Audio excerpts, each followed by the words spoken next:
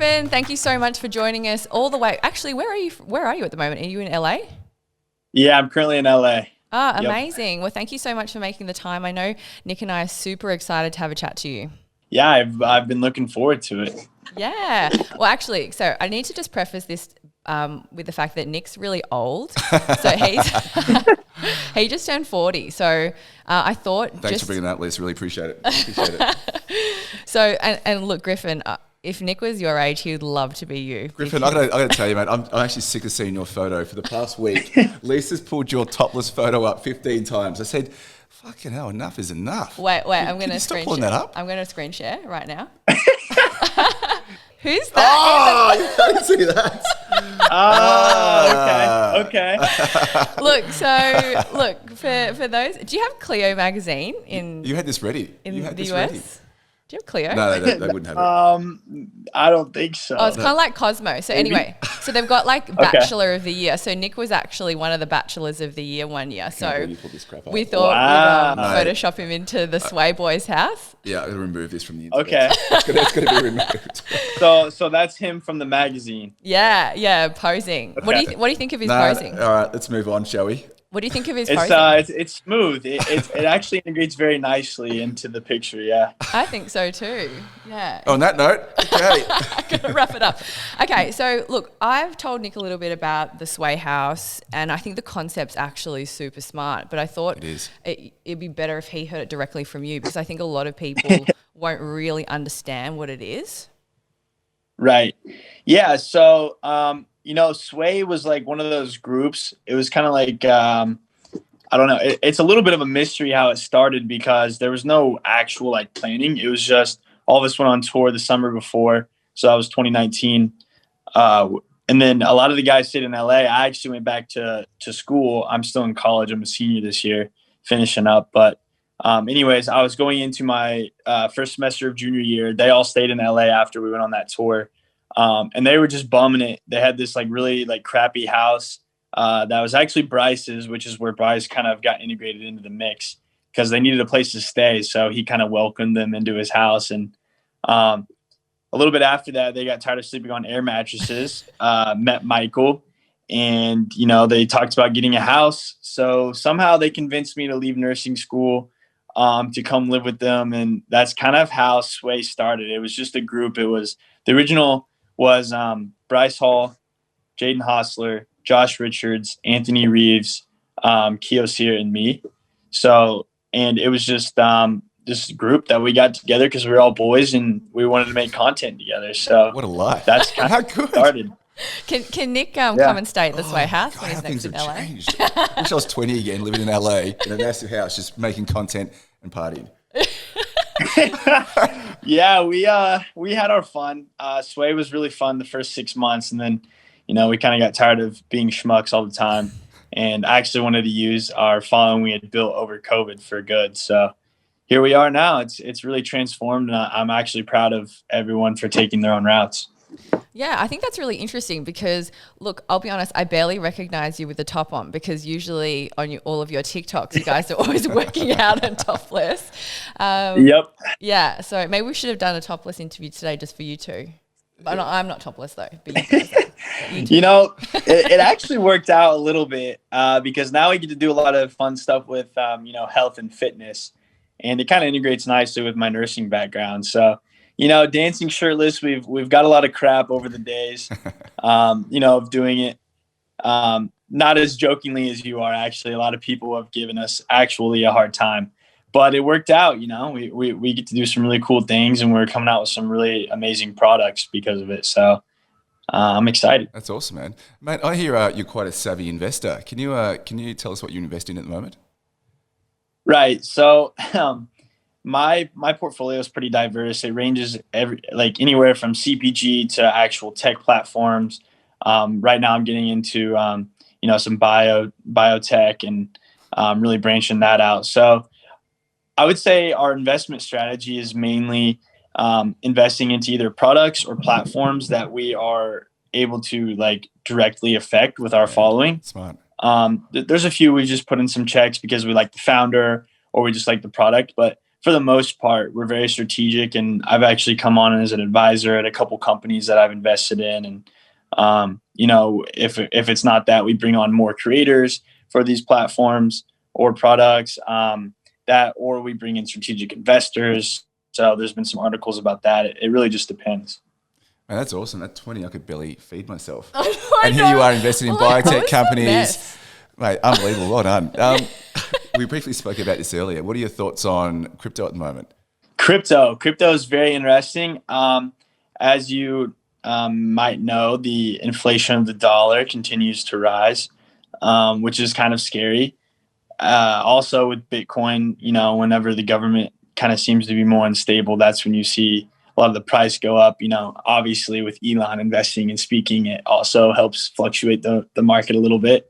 You know, just being the most wealthy man in the entire world. So that kind of does make a difference. But crypto is I like the concept of crypto, not just because the human dollar is flawed, for the fact that it's printed by humans. So I think crypto is going to be the future of the currency that we use, just for the fact that there's only so many, you know, the blockchain, and it's backed by, you know, ones and zeros, and you know, so it's really hard to mess that up. Sorry, Lisa, just one question about Bitcoin. Do you think Bitcoin's hit its peak, or do you think it's going to go 100,000, 500,000? I think as the government continues to become, you know, unstable and people lose their faith in our economy and the dollar, it's just going to continue to rise. Yeah. Especially because, you know, like I said, there's only so many. You know, it's in high demand right now, and the asset just continues to go up and up and up. And how I see Bitcoin is it's going to be almost impossible to buy an actual Bitcoin in the future. It's going to be, you know, small pieces. As you know, you can buy things currently with Bitcoin and just use like 0.000001 if you would like. So that's where I see Bitcoin moving in the future. Can I ask you, because and I have to say hats off to you, because I feel like you are really trying to use your platform for good, because I see a lot of other creators and they're doing, you know, crazy videos and things like that. But I know that you've got some great podcasts out, for example, talking about marketing and talking about branding, which I think is great. So did you always set out to go down that path, or did you ever think, oh my God, shit, I've got an audience now, like I can kind of influence things and influence people? Because it's pretty powerful. Like you've got millions of followers. Yeah, I mean, that's obviously a part of it, is having that audience. Also, I've just kind of always been an entrepreneur by fault. You know, growing up, always hustling, whether it was trading cards or, you know, selling things at school, like making bracelets or whatever. I've always kind of been a hustler, just by nature. I think that it inspired a lot of what I do now. And, you know, just at first I didn't really think about utilizing my audience to do things like building companies or getting into cap tables or whatever it may be. So it's definitely been influenced by that. But I would say the main thing is just like actually realizing kind of what I have. And I think that social media has been lacking a lot of that. It's very, I don't know, it's like agents, managers, do brand deals, make your money, move on. And we've realized that there's a lot more power than that. You know, we have Michael, that obviously has built multiple companies and understands the business. And so he kind of helped influence us in a way to like kind of show us what we're capable of. So it was just a really big mix of those things, my background, realizing what I have, and then having Michael's support to kind of guide us and show us how to use it. Yeah, you sound a bit like Nick. So he was selling X-rated videos when he was at school. I was actually. And his mum's lunch that he can't X-rated videos in my school lunch. Yeah. Hey, it worked. Made money off it. That's true. Yeah. That's Mate, very true. what made you get into social media? So obviously you got a massive audience, especially on TikTok. What made you jump on that platform and kind of build the audience? Well, it's funny. I started because I was in nursing school, and there were some girls in my classes, and you know, that were kind of posting videos, and I was in my scrubs, and one of the videos they posted to me kind of like blew up, and I didn't have really social media at the time. I only had Instagram that I actually used. So the people in the comments were saying like, "What's his at? What's his at?" They're giving my Instagram to them I was gaining followers on Instagram like crazy, and I didn't really know why, because I posted like once every 6 months. And then I saw a girl going live on TikTok in one of my classes and making money. On top of that, my friend, I was kind of like against it, but my friend Chris Biddle, shout out to Chris, he actually told me to get on it. He's like hyping me up. He's like, dude, like, you're gaining followers, like you could be a model, man. Like that was the goal at first. It was like to be a model, to use it to be a model. And then it just kind of spiraled, and I realized what it could actually be used for, because heck, small town Illinois, and I was going to school in Terre Haute, Indiana, for college. We didn't know the power of social media. We barely used it. So, it just ended up spiraling out from there. Yeah, it's interesting because the social media is really powerful, and you're obviously trying to use it for good. And early on, you mentioned that, you know, people do give you shit because it does look like you maybe just work out all day and do dances and things like that. But obviously, like you said, it'll be good to touch on this later on, that you've been going since 7 a.m. I'm sure he's used it for evil as well, let's be honest. I'm sure you've used it for evil here and there. Slide into some A few times. Oh my God, if you were on social, I'll be the worst. You would I would be the all worst. over those. That's why I can't be on social media. DMs. Yeah. A lot of thirsty messages going out. But it is like, and look, you obviously seem super mature. Like I was a mess at your age, but do you find it hard? Because obviously the stuff that happened with Dixie last year, like trolls are awful. And like, I just feel like, I think people forget that there's a human being at the other end of the things that they're writing. Yeah. A really good quote, Josh, one of my roommates actually has it tattooed, but with power comes responsibility. So, trolls suck for sure, but a lot of it, you just got to put yourself on an outside. These people are usually wanting your attention, or, B, have some sort of insecurity or whatever. It's usually just wanting attention. So you got to kind of put that into perspective. And, obviously with all of that drama, it was really tough, because it was like my whole comment section, the whole world was crashing down on me. Like people were asking my parents about it, whatever. Definitely sucked. I learned a lot from it. And, I just take all of it and I learned from it. I think that's the most valuable thing. Without that moment, I wouldn't probably be here.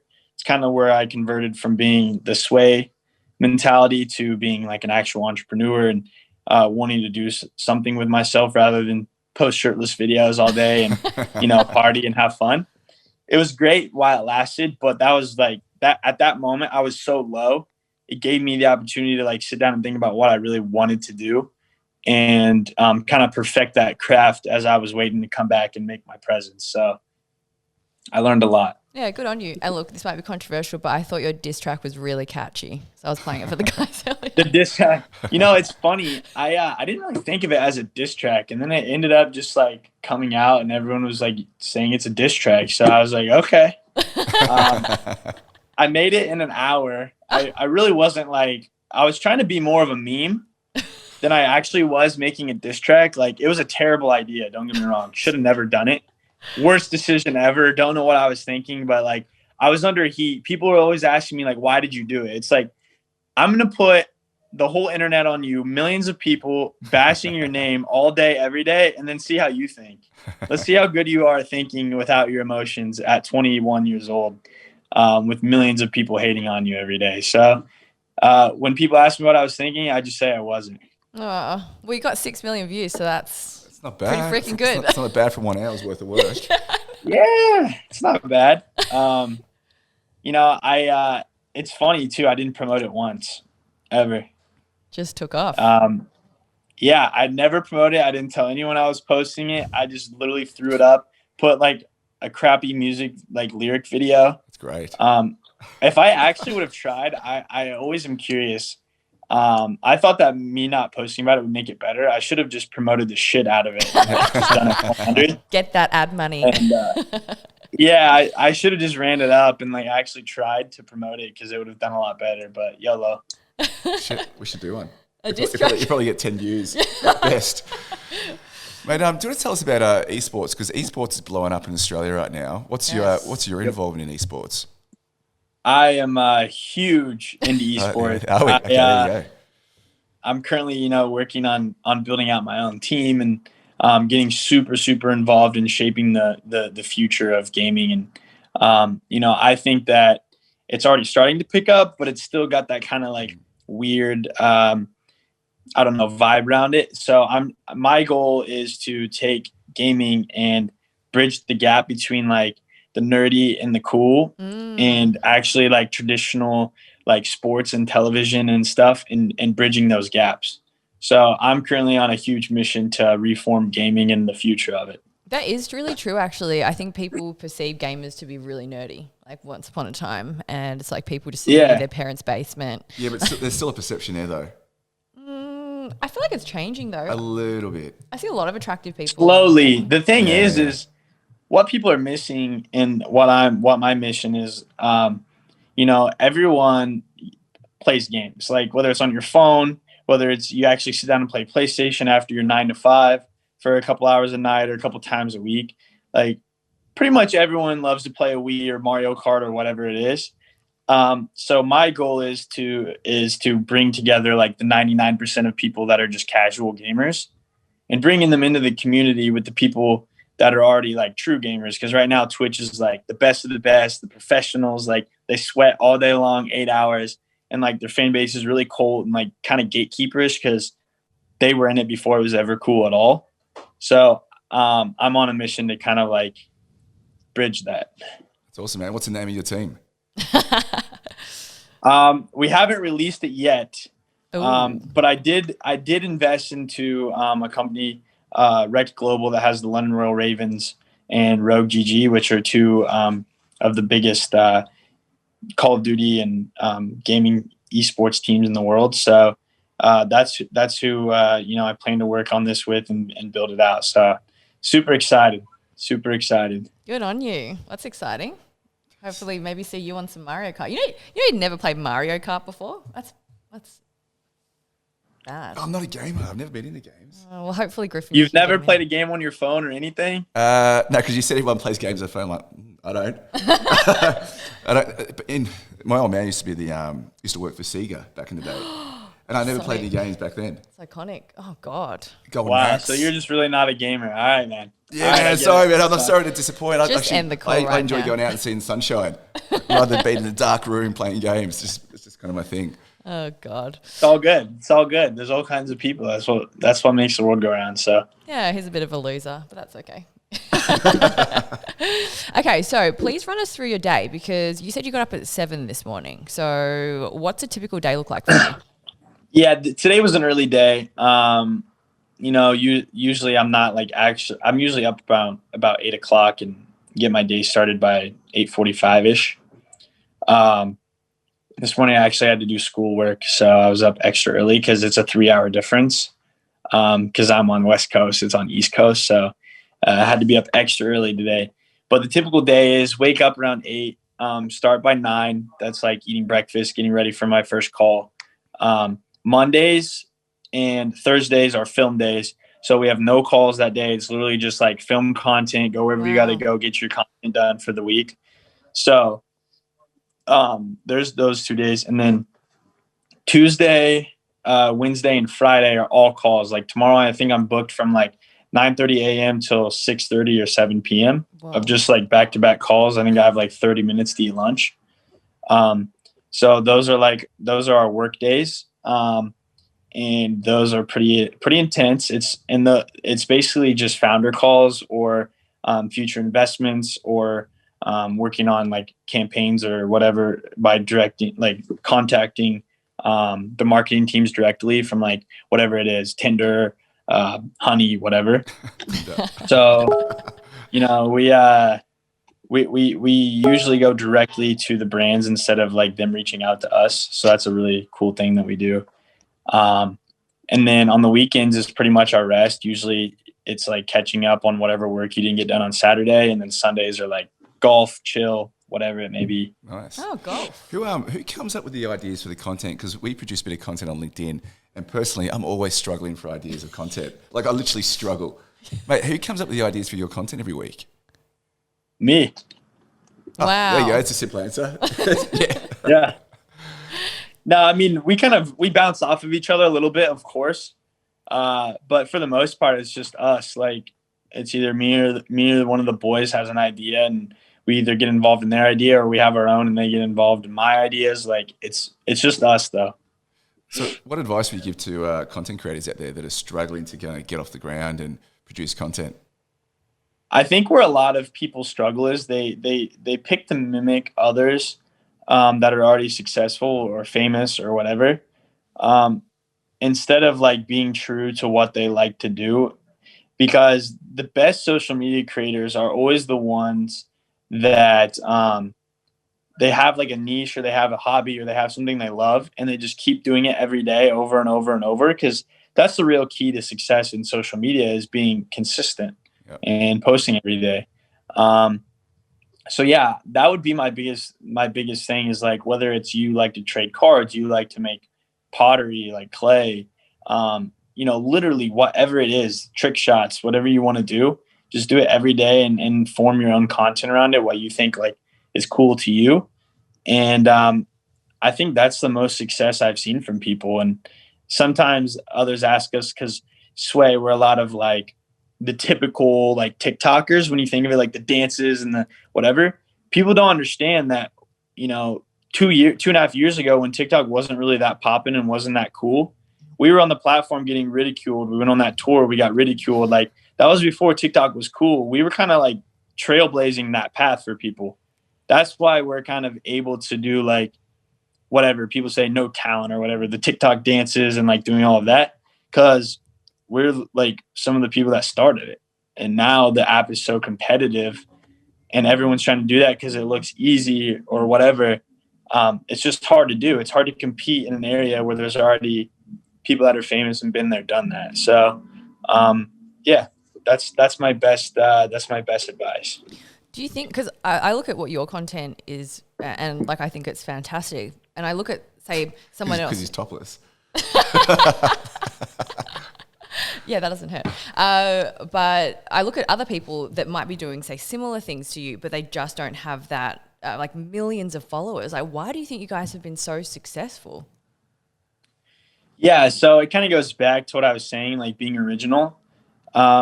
And Sway was almost like a reality show. We put pretty much everything on the internet. Our drama, the bad, the good, the everything, like things that most people would never even imagine posting. We were like running it up, whether it was like things we said behind closed doors, drama, whatever it was to get views, like we posted it.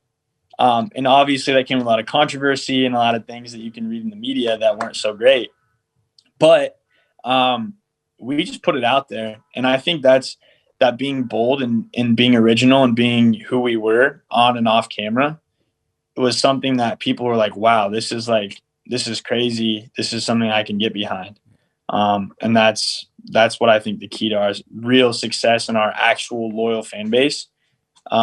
That's the reason why we're able to convert and do what we do. Amazing. It's like Bling Empire. I hate myself for watching this TV show called Bling Empire. It's like, it's so cheesy, so bad, but I can't stop watching it. Have you heard of it? No, I have not. It's like Crazy Rich Asians. In LA. Yeah. It's so bad. Okay. Should get you on there, Griffin. Okay. Yeah. Well, thank you so much for your time. Yeah, man. Super impressed. Well done. Yeah. Super impressed. I would hate Thank to think you. of what I was saying on a podcast interview at 22 years old. We've had nothing to talk about. But anyway, thank you so much. Really appreciate it. And yeah, we're really excited to continue to watch your growth, and, no doubt you've got an amazing future ahead of you. Thank you. It was a pleasure coming on. I'm looking forward to continuing my shirtless content and doing my business. Amazing. Thanks, Griffin. Awesome, man. Thanks, dude. Bye.